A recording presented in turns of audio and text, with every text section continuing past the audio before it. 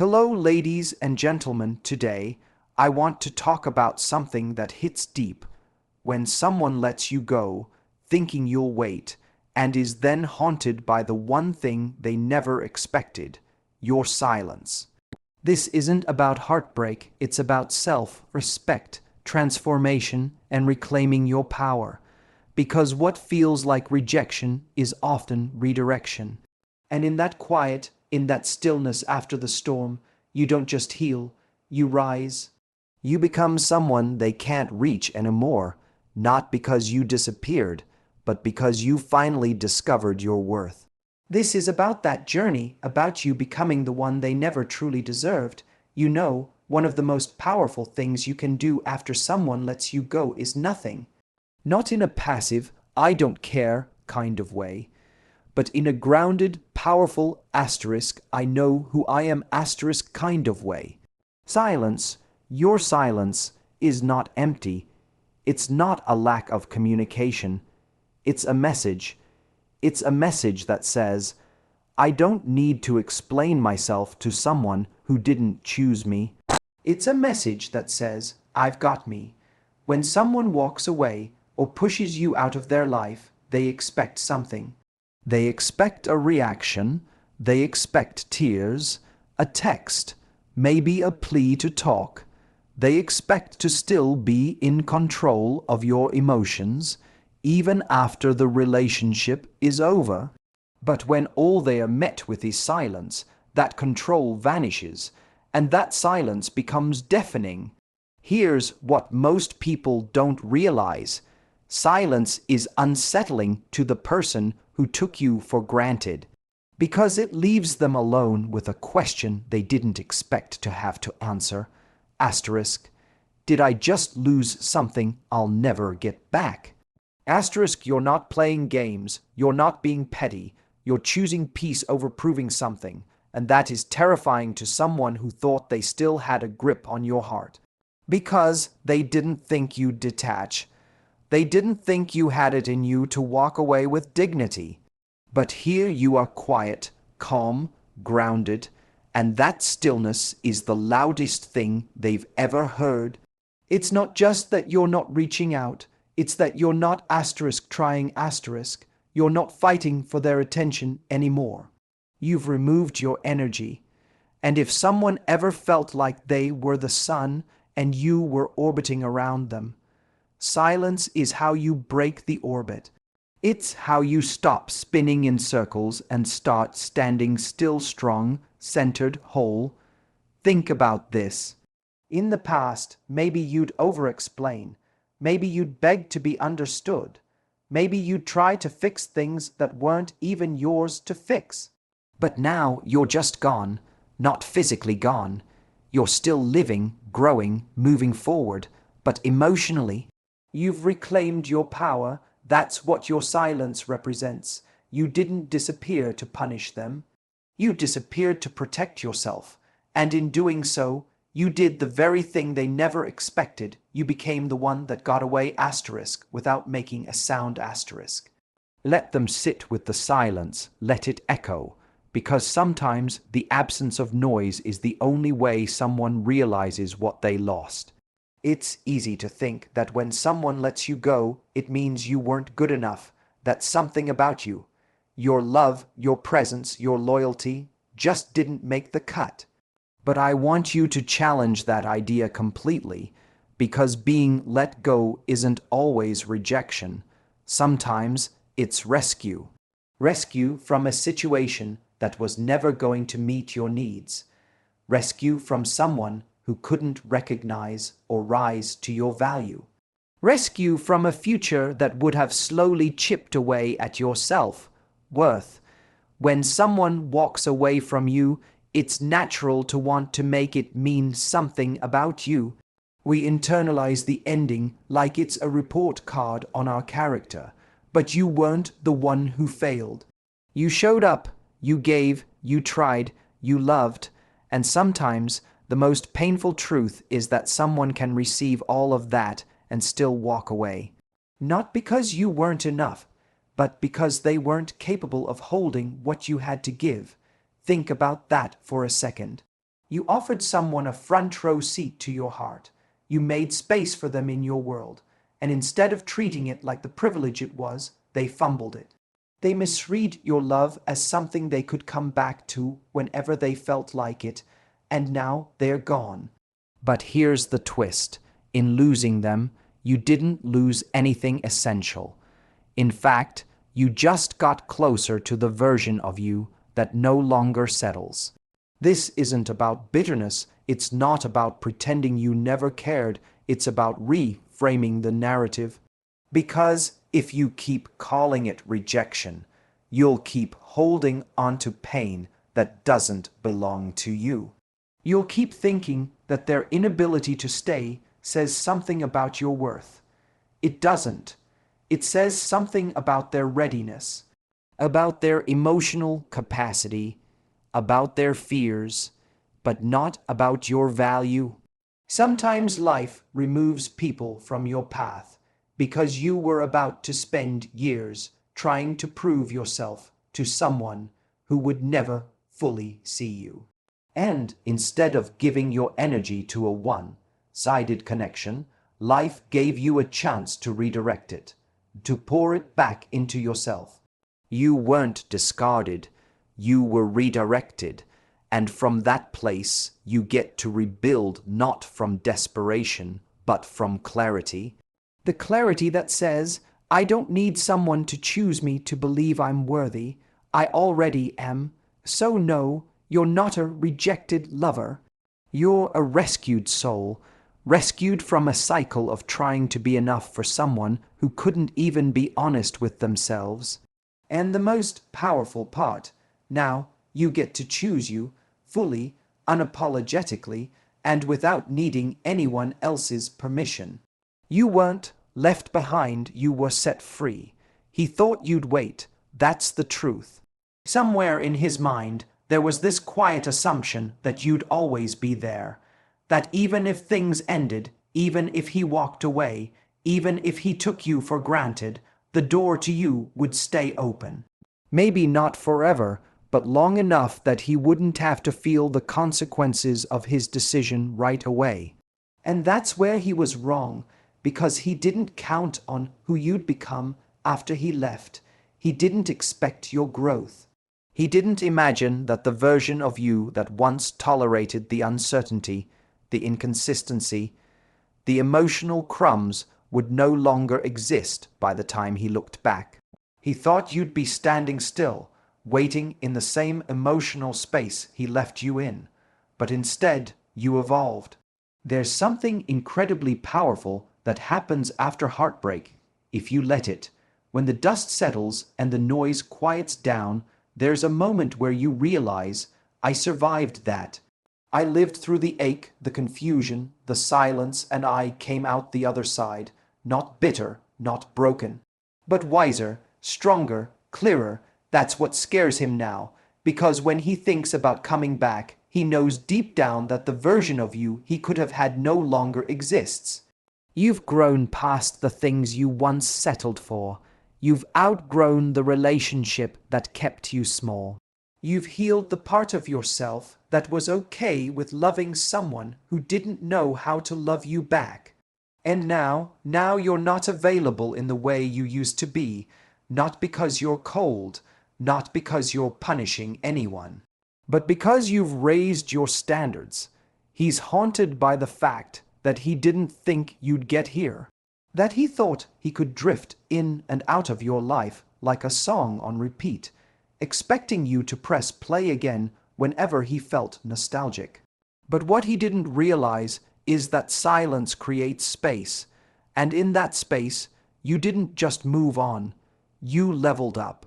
Emotionally, mentally, spiritually, you became someone who isn't afraid to be alone, someone who chooses peace over chaos, someone who knows the difference between being wanted and being valued.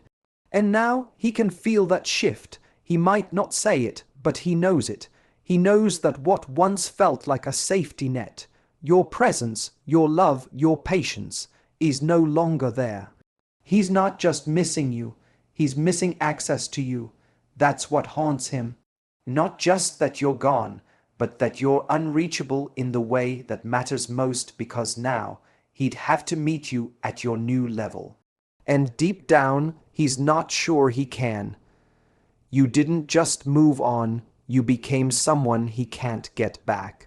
Silence isn't a strategy, it's not some clever move on a chessboard, it's a boundary, and boundaries aren't about manipulating someone else, they are about protecting yourself.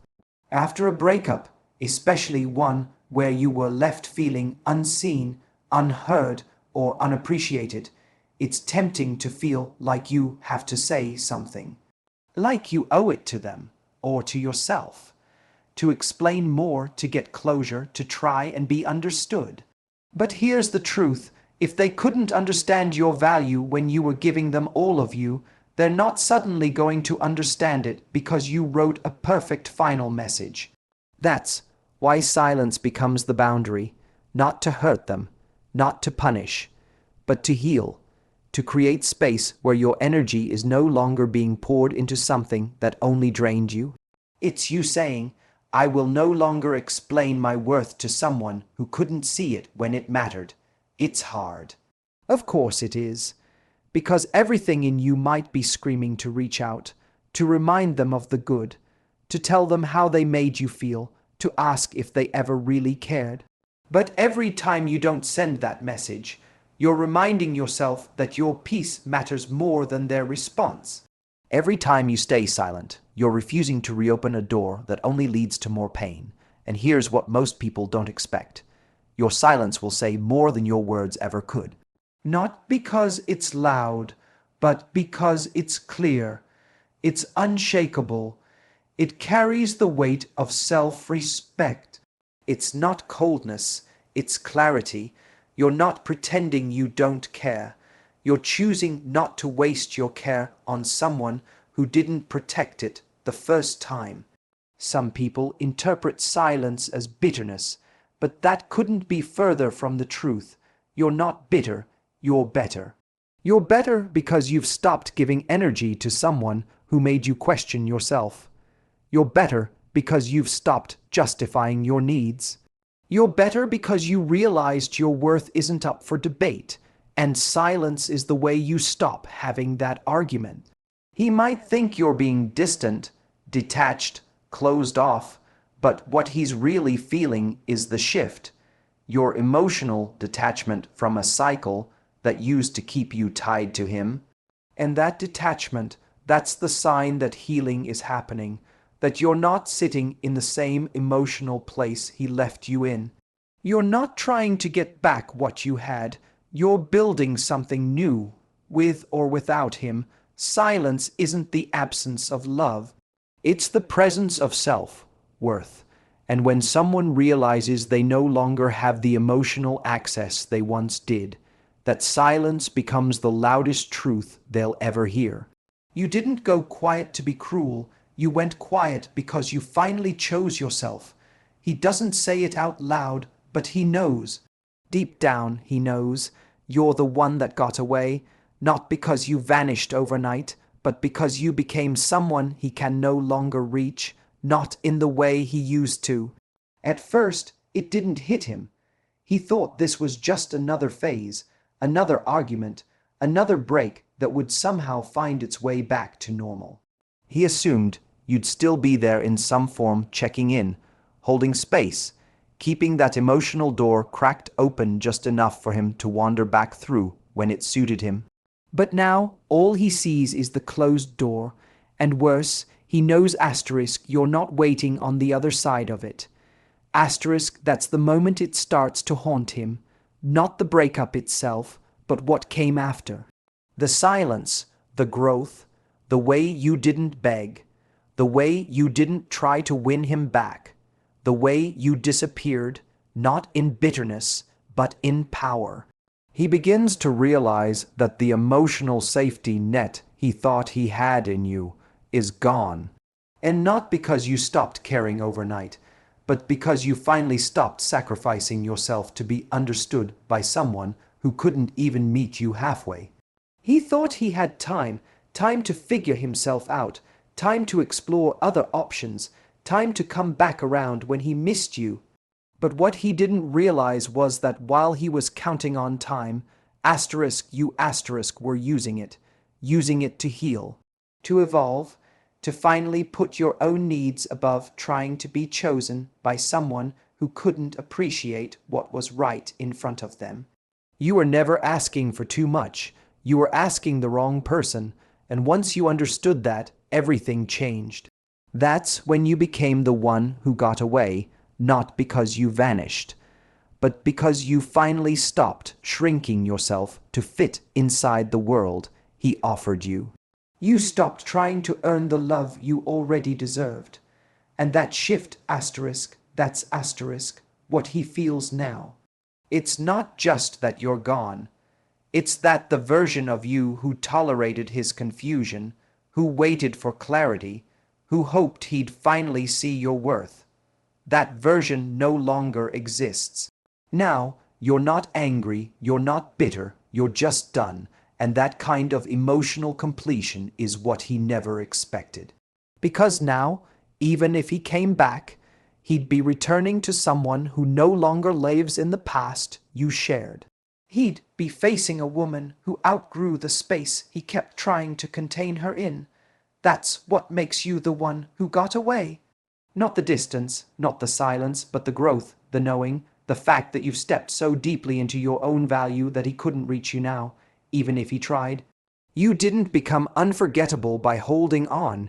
You became unforgettable the moment you finally let go. Closure is one of those things we're taught to chase.